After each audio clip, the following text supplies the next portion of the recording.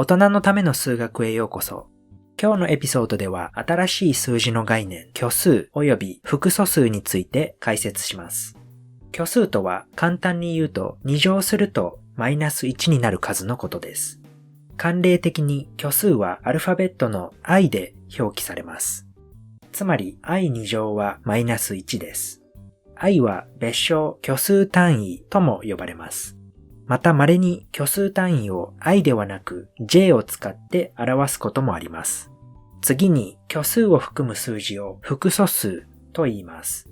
すべての複素数は次の形で表されます。a プラス bi。この式の a の部分は虚数単位 i を伴わないため a はこの数の実部と呼ばれます。そしてこの式の b は虚数 i と掛け合わさっているので b はこの数の虚部と呼ばれます。実はこれまで習ってきた実数はすべて複素数の一部です。なぜならすべての実数は i プラス bi の形で表すことができるからです。例えば4という実数は実部が4、虚部が0の複素数であると言えます。では虚数 i を含む計算をいくつかやってみましょう。まず括弧を外します。2つ目の括弧の前にマイナスがあるため5と 2i の符号を入れ替えます。次に実部は実部と虚部は虚部とで別々に計算します。10-5は5なので実部は5。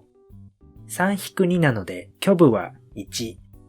よって答えは5プラス i です。2乗の展開の公式を使います。すると2の2乗引く2かける2かける i プラス i2 乗になります。1項目は4、2項目はマイナス 4i になります。では3項目の i2 乗はどうでしょうか。虚数 i の定義によると i2 乗はマイナス1です。よって3項目はマイナス1になります。1項目と3項目が共に整数になったので 4-1 は3。したがって答えは 3-4i です。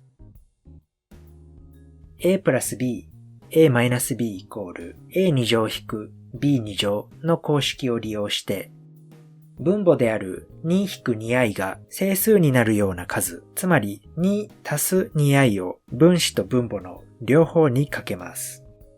2-2i と2足す 2i のように足し合わせたり掛け合わせたりすると実数になる複素数の組み合わせを強約な複素数と言います。